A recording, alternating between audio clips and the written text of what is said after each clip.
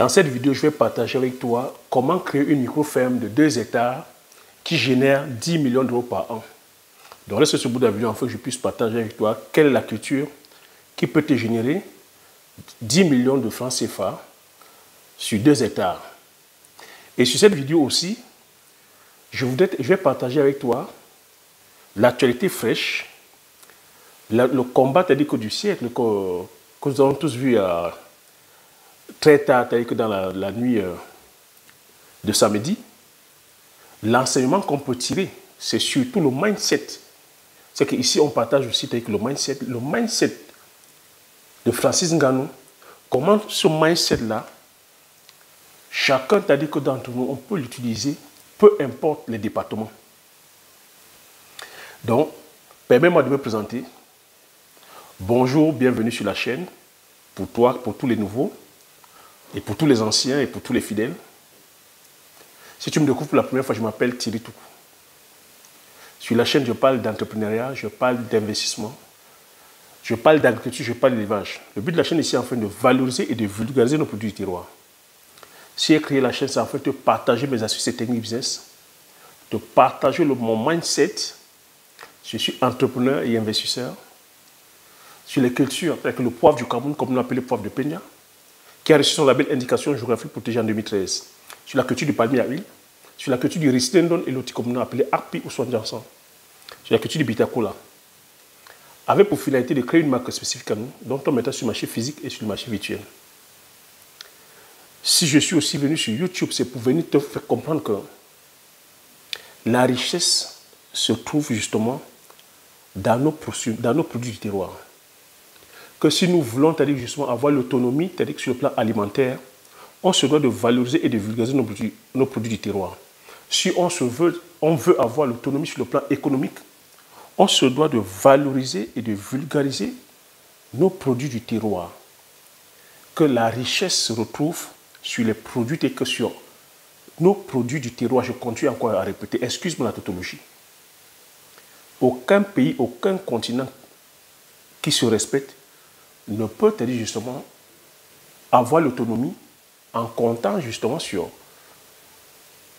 les puissances extérieures, en comptant sur la production extérieure.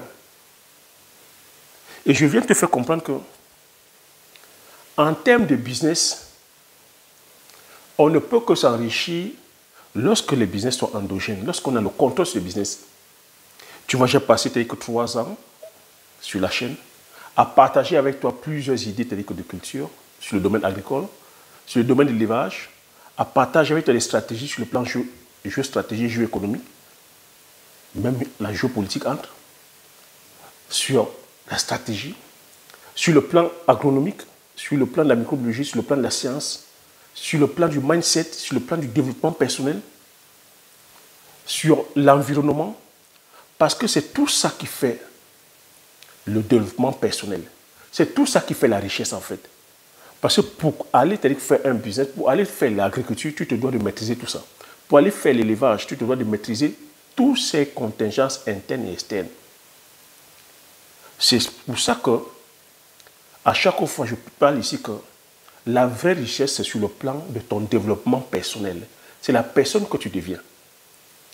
Et c'est pour cela que j'ai partagé avec toi plusieurs idées de culture. Je suis venu te faire comprendre qu'on ne se doit plus d'aller produire comme les Occidentaux. Si on va calquer notre modèle de production et même de consommation sur le modèle occidental, on va droit au but. C'est la pauvreté qui nous guette et c'est le sous-développement. Et c'est pour ça qu'on n'est pas développé depuis des décennies. Parce que nous calquons notre modèle de production par rapport aux autres. On attend que c'est les autres qui produisent pour nous. Et quand on sait qu'en relation internationale, il n'y a pas que d'amitié, il n'y a que des intérêts, ben, c'est pour cela qu'on est tout à la ramasse. C'est pour cela que, une fois que j'ai eu à partager avec toi l'ensemble de ces stratégies, l'ensemble de ces cultures, j'ai pris l'engagement cette fois-ci de mettre des formations. De te dire, si tu veux aller faire l'agriculture, si tu veux aller faire le business et que c'est l'argent que tu veux gagner, il y a énormément d'argent à gagner dans le domaine agricole Lorsque tu sais faire le bon choix, lorsque tu es avisé, lorsque tu es formé, lorsque tu es informé, lorsque tu as la bonne information, lorsque tu as la bonne formation, qu'on ne va pas faire l'agriculture pour faire l'agriculture. Que si on va plutôt gagner de l'argent dans le domaine agricole, il y a des spéculations qui font gagner de l'argent puissance 1 milliard. Exemple, la culture du poivrier, la culture du palmier à huile, la culture du Njansan, la culture du bitakula. C'est des cultures comme ça qui ne te demandent pas d'avoir, c'est-à-dire des grosses superficies. Une culture comme le poivre, je t'ai fait des vidéos sur demi-hectare, sur 1 hectare, tu brasses les millions de francs, tu peux être milliardaire et millionnaire en euros. Donc si tu es intéressé par l'ensemble de ces cultures, regarde sur la barre de description, j'ai mis le lien, prends le lien et retrouve-moi de l'autre côté, afin qu'on puisse commencer à travailler ensemble. C'est comme ça qu'on se doit de bâtir le mindset. Et j'ai dit là où que je vais faire une transition sur Francis Ngannou. Si nous sommes aujourd'hui, c'est-à-dire que voilà, on a un grand champion au nom de Francis Ngannou. S'il est champion aujourd'hui, c'est par rapport à son mindset. La leçon qu'on se doit de tirer aujourd'hui, la leçon qu'on devrait tous apprendre sur le parcours de Francis Ngannou, c'est de se dire que la vie, c'est un combat. Que la vie est faite d'adversité, mais on ne doit pas abandonner. Que peu importe l'objectif que tu as aujourd'hui, peu importe le rêve que tu chéris, tu ne dois pas lâcher ton rêve. Tu ne dois pas laisser quelqu'un décider à ta place. Je te dis tout ça chaque fois ici. Que les circonstances de ta vie ne te définissent pas. L'enseignement que la vie de Ngannou nous donne en tant que champion, c'est de nous dire, nos circonstances ne nous définissent pas. Peu importe l'endroit où tu es né, si tu as un rêve, si tu utilises l'esprit de ton imagination, j'ai coutume à te dire, le pouvoir que nous avons, c'est le pouvoir de l'imagination. Francis Ngannou, né, c'est-à-dire voilà, au Cameroun, en Afrique, ce continent pauvre, né d'une famille pauvre, a toujours nourri le rêve d'être un très grand boxeur. Malgré les conditions voilà, précaires, malgré le fait qu'autour de lui, on lui disait que non, ce n'est pas possible. Ton environnement ne peut pas te permettre d'être champion. Francis Ngannou a cru dur comme fer à son rêve. Il a bravé tous les efforts, tous les risques. Il a pris le désert, il a pris la mer. Il s'est retrouvé ici, en Occident. Il a bravé, il s'est retrouvé SDF.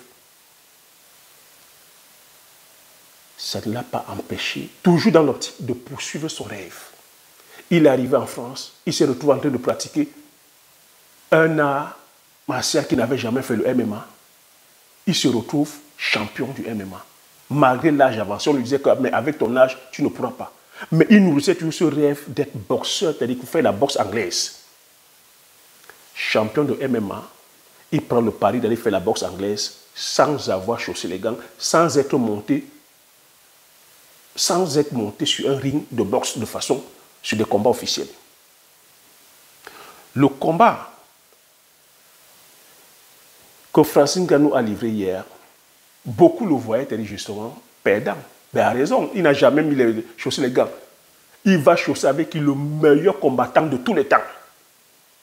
De ces 10 dernières années, c'est le meilleur. Tyson Fury, c'est le meilleur de tous les temps. De 37 combats, 36 victoires. Beaucoup disaient que c'est de la folie. Mais Francis Ngannou a cru à son rêve. Il a travaillé, parce que le combat que nous avons vu hier, le combat ne s'est pas joué là. C'est ce que je vais te faire comprendre. La transition, c'est le combat que tu as vu hier de 10 fois 3 minutes, ça ne s'est pas joué là hier. Ça s'est joué dans l'ombre. Ça s'est joué dans les vestiaires, aux entraînements. Est-ce que tu as suivi les entraînements de Francis Ngannou?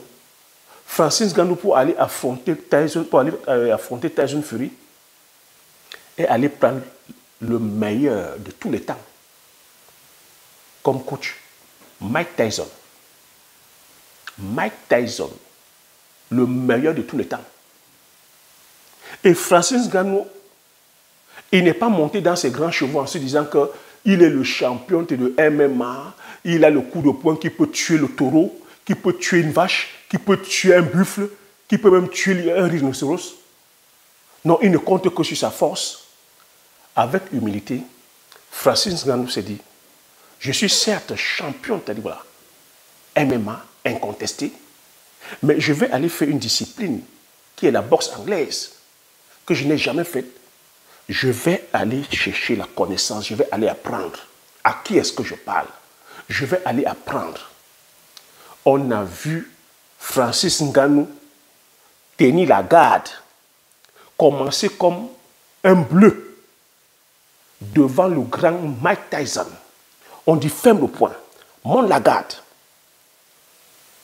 donne le crochet, donne la droite, donne l'uppercut. Non, je veux que tu tournes sur le sac. Donne, gauche, droite, en tournant sur le sac. Et qu'est-ce que Mike Tyson lui disait? Si tu veux être un champion du monde poids lourd, ça c'est les entraînements d'un champion du monde poids lourd. Gauche, droite. Comme ça pendant 2 minutes. Enchaîne. Baisse-toi.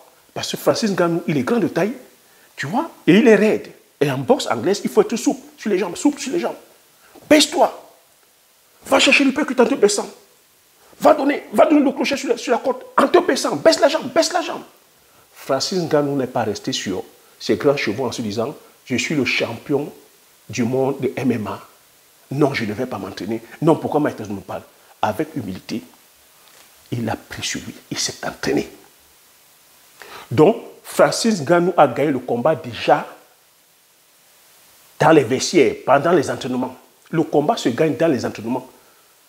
Parce que la droite qu'on a vue, Francis Ngannou donner à Tyson Fury, c'est une droite qui a été travaillée dans les entraînements. Qu'est-ce que tu es en train de nourrir en ce moment? Quel est le projet qui est dans ta tête? Es-tu en train de travailler ce projet? Es-tu en train de t'entraîner? Quand on te demande de prendre la formation, tu vois, c'est à ça que c'est la formation. Auprès de qui tu te formes? Non, sinon on va seulement se dire, on maîtrise.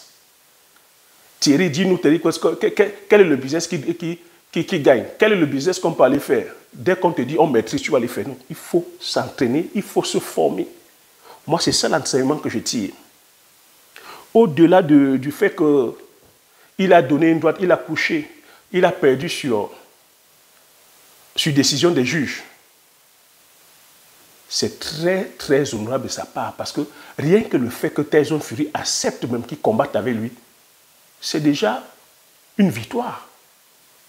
Tyson Fury, c'est le champion incontesté. Francis Ngannou n'a jamais fait la boxe anglaise. Mais il sait que c'est une fleur qui fait à Francis Ngannou. Le combat de Francis Ngannou, sur le plan économique, Ngannou, c'est un multimillionnaire aujourd'hui. Obama, on te dit que c'est 10 millions de dollars qu'il gagne. Et il gagne une somme qu'il n'aura jamais gagnée en faisant que le MMA. 10 millions. Mais ce que j'ai encore aimé, pendant que nous sommes là, beaucoup d'entre nous, nous sommes dans le fanatisme, nous sommes dans les émotions. Oh oui, t'as dit qu'on a volé son combat. Oui, c'est le... On entend même des choses encore que oui, c'est parce qu'on ne nous aime pas, nous les Noirs. On n'aime pas les Noirs. Les Noirs ne peuvent pas être champions. Certains Africains disent que les Noirs ne peuvent pas être champions. En oubliant que Francis Ngannou, il est champion du monde, du MMA, champion mondial. Il n'est pas champion du Cameroun ou champion d'Afrique. Il est champion du monde MMA. Donc des fois, il faudrait qu'on arrête les émotions.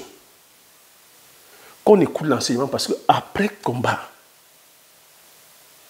interview à chaud, on pose la question à Francis Ngannou. Francis Ngannou dit, je n'ai aucune excuse à donner. Je n'ai aucune excuse à donner. Le combat s'est déroulé. Je me rends compte que j'ai encore beaucoup de choses à apprendre. Je suis venu prendre la température. Et ce que j'ai vu me laisse croire que j'ai beaucoup de choses encore à faire, à apprendre et beaucoup de choses à donner. Je n'ai aucune excuse. C'est ça le mental des champions. Je prends assez de temps comme ça parce que je voudrais que la leçon de vie que Francis Ngannou nous partage, ce que je vais partager ici avec toi sur la microferme, tu devrais avoir ce mindset de Ngannou, ce mindset de champion. C'est ce même mindset que je poursuis, que les champions poursuivent leur idéal, les champions poursuivent les rêves, peu importe ce qu'on dit à côté. Que un champion est toujours là à s'améliorer. Il n'est pas là à dire qu'il a atteint la perfection, il est non. Il a dit, il a encore des choses à apprendre. C'est ça le mental d'un champion. Il ne va pas commencer à pleurer que bon, on a volé. Non, c'est l'arbitrage. Mais ce que je veux aussi dire ici à ma communauté, c'est qu'il faut comprendre que il est champion de MMA. La fédération de boxe anglaise n'était pas obligée de faire en sorte qu'il y ait ce combat. On pouvait refuser. Il a beaucoup de reconnaissance à la fédération de boxe anglaise. Il a beaucoup de reconnaissance même auprès de Tyson Fury. Parce que c'est grâce à Tyson Fury qu'il va toucher le pactole de 10 millions. Et il faut comprendre que ce combat, il n'y avait pas de titre en jeu. Donc, il faudrait qu'on laisse un peu les émotions, qu'on voit que voilà quelqu'un qui vient, Francis Ngannou vient de changer sa vie à jamais. De changer sa vie à jamais. Mais pour ne pas fâcher la fédération, il dit qu'il n'a pas d'excuse. Mais quand il te dit qu'il a tâté la température, pour nous les champions, on a compris. Il n'a pas envie de mettre en mal le système arbitral. Parce que demain, il va encore demander un combat. S'il commence à dire maintenant que l'arbitrage est mauvais, on va le bloquer. Mais le fait d'avoir mis knockdown Tyson Fury, qui est le champion incontesté, il a compris qu'il peut dégommer tout le reste. Et il a compris que c'est la porte à beaucoup de millions. Note ça. Il a compris que c'est la porte ouverte là à plusieurs centaines de millions qu'il va gagner. Parce que maintenant, il pourra demander des combats à d'autres champions. On va lui accorder. Vous avez vu le monde qui est sorti. La leçon qu'on tire là-dedans, c'est que c'est parce que Ngannou a de la valeur. Il a été champion, c'est-à-dire du MMA. Tu vois comment Francis Ngannou attire le people autour de lui. C'est un aimant. La chose que je vais te demander ici, c'est quelle est la valeur que tu es en train de travailler? Qu'est-ce que tu es en train de faire en ce moment pour pouvoir apporter au monde? On gagne parce qu'on apporte de la valeur aux autres. On gagne parce qu'on fait du plaisir, parce qu'on donne. On gagne parce qu'on impacte. Francis a compris qu'il a encore des choses à apporter et que la boxe anglaise, ce n'est que le début. Moi, je voudrais qu'on retienne ces leçons. Je voudrais qu'on retienne, parce que c'est au-delà de ce que je vais te donner là maintenant, retiens ce que Francis Ngannou, la vie de Francis Ngannou, prend son parcours. C'est des leçons de vie. Et ce que Francis Ngannou est en train de vivre, il faut comprendre que c'est inné en nous. Chaque Africain devrait aujourd'hui nourrir cette rage-là. Là où nous venons, la frustration que nous vivons devrait nous amener comme ça à multiplier la rage, mais de façon positive. À avoir faim. Avoir la rage de vaincre, de réussir. De croire à son rêve. De dire que tu vas venir changer la vie de ta famille, de tes enfants, de tes frères et sœurs. Impacter ton continent. Impacter ton pays. Francis Ngannou, lui, c'est un monument. C'est une icône. Il représente l'Afrique. C'est de ça qu'il s'agit. Il ne pense plus à sa petite personne. Maintenant, c'est une icône. Grâce à ses points. Grâce à sa tête, à son mental. Grâce à son rêve. Donc, si Francis Ngannou l'a fait, toi aussi, tu peux le faire. Tu peux le faire aujourd'hui, peu importe le rêve que tu es en train de nourrir. Francis Ngannou, lui, il a dit c'est la boxe. Toi, tu peux dire aujourd'hui que c'est la technologie. Tu peux dire aujourd'hui que c'est la science. Tu peux aujourd'hui dire que c'est la comptabilité. Tu peux aujourd'hui dire aujourd'hui que tu vas aller faire le business. Tu peux aujourd'hui dire que tu vas aller faire l'agriculture. Tu vas aller faire l'élevage. Tu peux le faire. Tu peux le faire. Mais tout se joue là-dedans. C'est pour ça que je te dis ici qu'à chaque fois, que le succès et la réussite, c'est 95% mental. 95% d'imagination. Et 5% de mécanique. Donc, une fois que je t'ai dit ça, je vais donc faire la transition en te disant que si tu as donc pris le mindset, si tu as pris la philosophie de vie de Francis Ngannou, laisse-moi donc te partager avec toi la culture que tu pourras aller faire sur 2 hectares. La culture que tu pourras aller faire sur 2 hectares, c'est la culture du gingembre. C'est ça le gingembre. Donc c'est des rhizomes. Tu vois qu'avec moi ici, je suis obligé de te passer là. C'est ça l'enseignement. C'est-à-dire que l'enseignement, c'est 95% mental. La faisabilité, c'est 95% mental. Parce que si plusieurs d'entre nous, là, d'entre vous, si vous passez par l'action, c'est parce que c'est 95% de mental. 95% du temps, c'est dans la tête. Ah non, je ne peux pas faire pour l'instant. Ah non, on m'a dit que tu ne peux pas faire. Ah non. Regarde Francis Ngannou. Plusieurs personnes ont dit qu'il ne pouvait pas. Que le fait qu'il ait un âge avancé, que ce n'est pas possible. Le fait qu'il n'ait jamais fait de la boxe, qu'il ne soit jamais monté sur un ring, que ça va être impossible. Qu'il ne pourra même pas faire 3 rounds. Mais le knockdown, c'est Francis Ngannou qui l'a fait, qui a donné à Fury. C'est Fury qui est sorti méconnaissable. Fury est sorti comme si c'était le train qu'il avait froissé. On a les trains chez nous, le bombardier, c'est comme si c'était le bombardier qu'il avait froissé. Donc, crois en ton rêve. Suppose que ça, c'est la culture du poivre, c'est la culture du gingembre que tu vas aller faire. Crois à ce rêve-là. Donc, sur les 2 états, c'est le gingembre. Tu vois, c'est des rhizomes.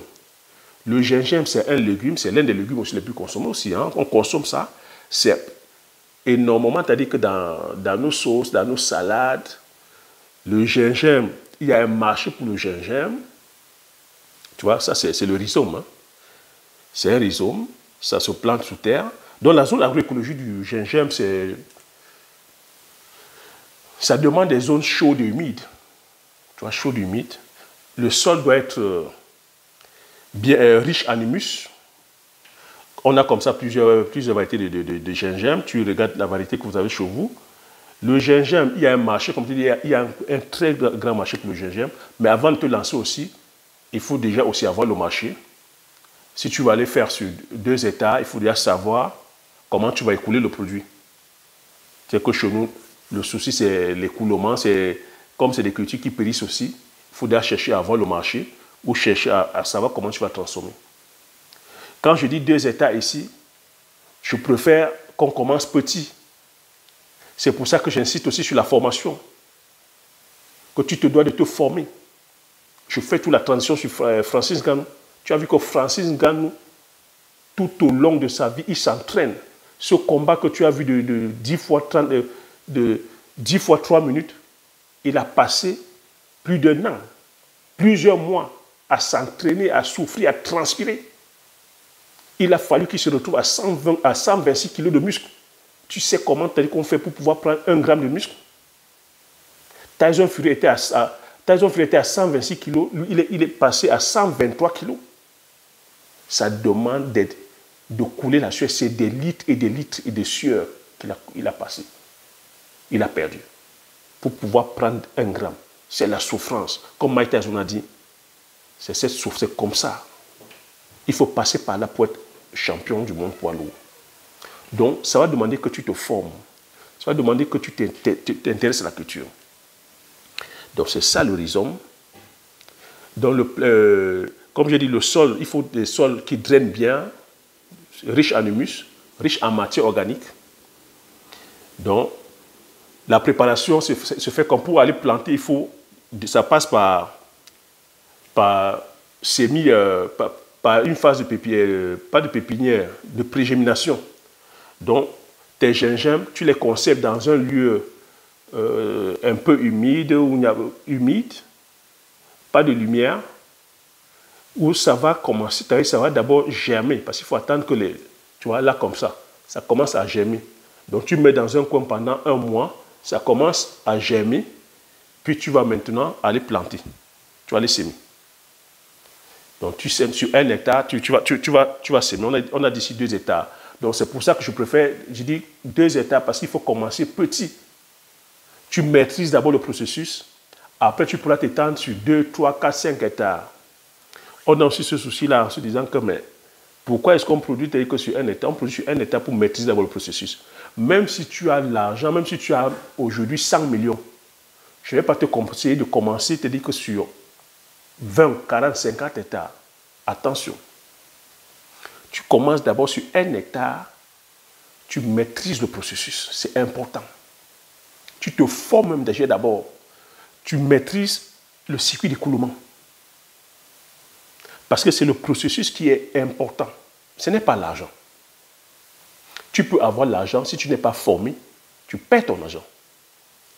Donc, une fois où ça a commencé comme ça à germer, tu vas planter.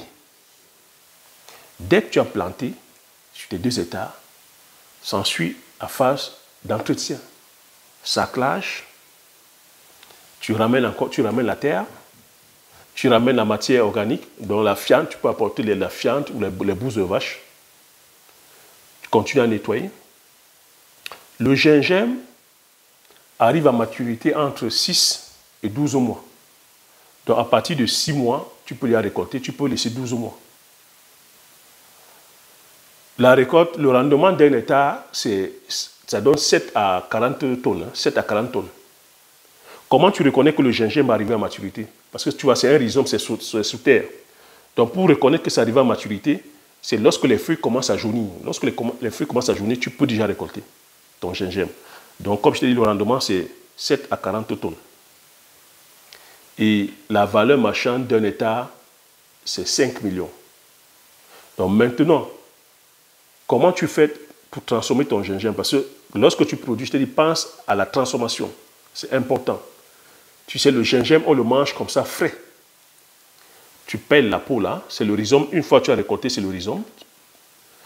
Tu pèles la peau, tu peux le manger comme ça, tu le couper, le manger.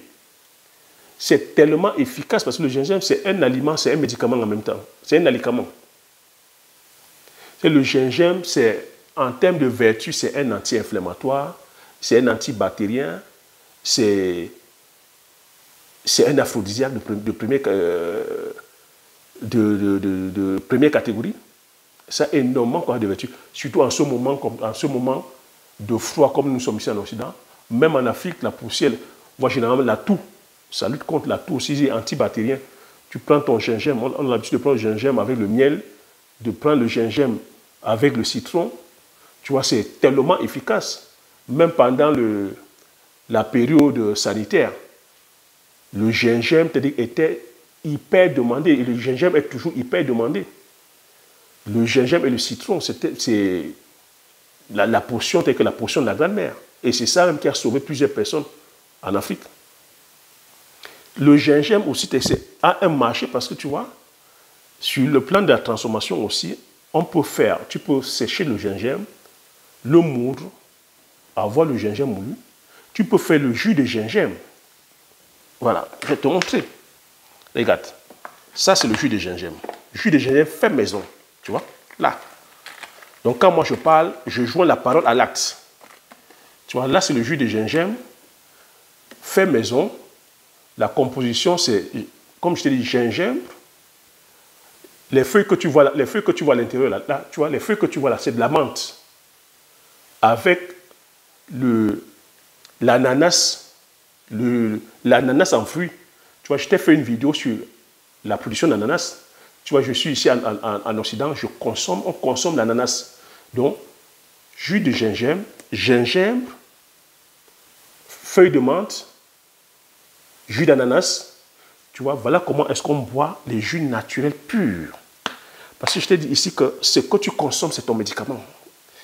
Regarde, là. Je vais prendre avec toi. Tu vois? Tu vois ça? À l'intérieur, c'est les feuilles de menthe. Au lieu de passer le temps à boire les sodas, les colorants, tu vois, voilà un jus naturel. Allez, je partage avec toi, à ta santé. Regarde.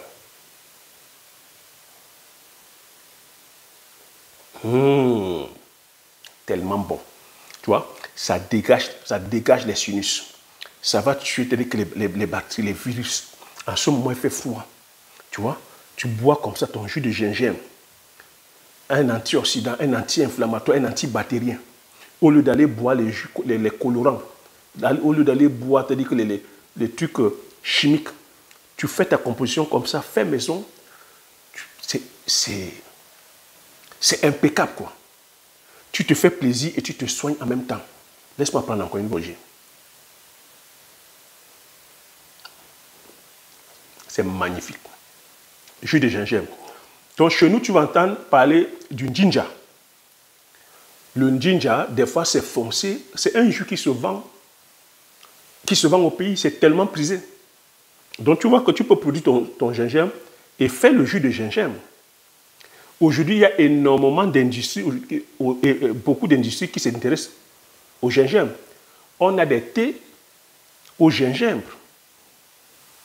On a énormément des bonbons au gingembre. L'industrie agroalimentaire s'intéresse énormément à ce produit. Donc, sur le plan agroalimentaire, il y a comme ça énormément de variantes à base de gingembre, les thés au gingembre, les bonbons au gingembre. Donc, tu vois, c'est énormément de choses. Donc, pour te dire vraiment la valeur de ce légume. Donc, voilà ce que je voulais partager sur cette vidéo et de te faire comprendre que lorsque tu prends une information comme ça, si c'est ça que tu veux faire, comme je dis, tu prends la formation, tu te restes focus là-dessus, inspire-toi, t'as dit quoi, de la leçon de vie que Francis Ngannou t'a dit que donne, tu restes focus, il n'y a pas de magie, ça va donner. Il faut comprendre que la vie est faite d'adversité. Si Francis Ngannou aujourd'hui est ce qu'il est, c'est parce qu'il a accepté d'embrasser l'adversité. Quitter de son village, paumé, c'est-à-dire qu'au pays, au Cameroun. Quitter de la carrière de sable, où pour beaucoup de personnes, c'est-à-dire que les personnes qui sont dans la carrière de sable, leur vie est arrêtée, la vie est terminée. Beaucoup d'entre eux disent que Massa, nous on a encore quoi? Et il n'y a que nos biens ici, on boit nos biens, on colle nos petites. La vie, pour nous, c'est quoi? La vie, c'est pour les autres. Nous, c'est fini pour nous. Mais Francis Ngannou a refusé ça. Il a dit, il y a meilleur pour lui. Il a quitté la carrière de sable. Il a parcouru le désert. Il a bravé la mer ne sachant même pas nager. Quand on dit que ton destin, tu poursuis ton destin. Il est venu ici en Occident. Braver les péripéties, tous ces péripéties, être SDF. Le voilà aujourd'hui, il mange sur la table des rois. Le voilà aujourd'hui, il est servi sur la table des rois. Le voilà aujourd'hui, il porte la couronne du roi. Qui eût cru?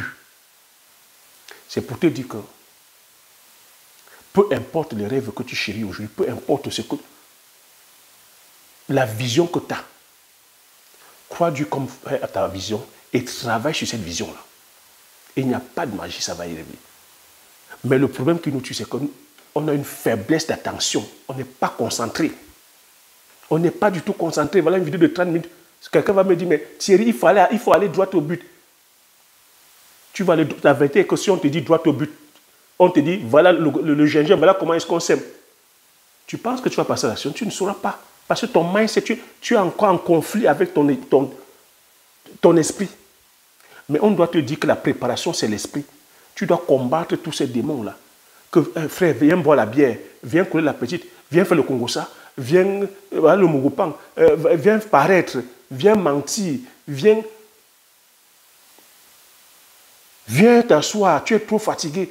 Ah, c'est trop dur d'aller faire. Si tu ne combats pas ces démons, parce que ce sont ces démons qu'il faut d'abord combattre. Et c'est ça le mindset. Tu ne sauras pas aller faire la culture du gingembre. Moi, je préfère le dire parce que c'est ça le mental des champions. Si Ngannou s'était posé sur ses lauriers en disant qu'il est champion MMA, on n'a rien à lui apprendre. Il compte uniquement sur ses points. C'est le Terminator. Il ne compte que sur ses points. Il s'en fout d'aller s'entraîner.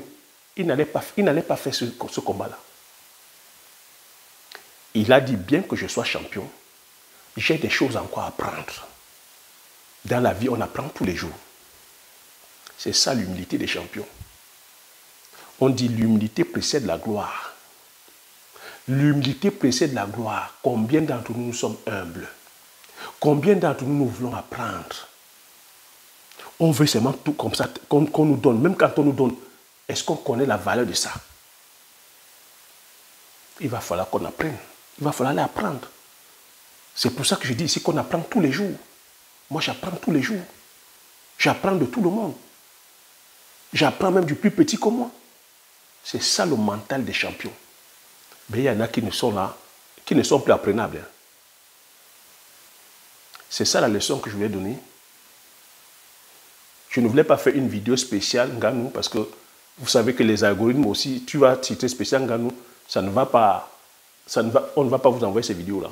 Mais je préfère comme ça, sur une thématique telle que celle-ci, parce que l'agriculture aussi, c'est une affaire de champion. Tu n'as pas le mental, tu ne pourras pas les produire. Allez faire l'agriculture, allez faire l'élevage, allez faire le business, l'entrepreneuriat aussi, c'est un sport de haut niveau. C'est un combat de haut niveau. C'est un combat où tu sais bousculer, c'est-à-dire que dans tous les sens.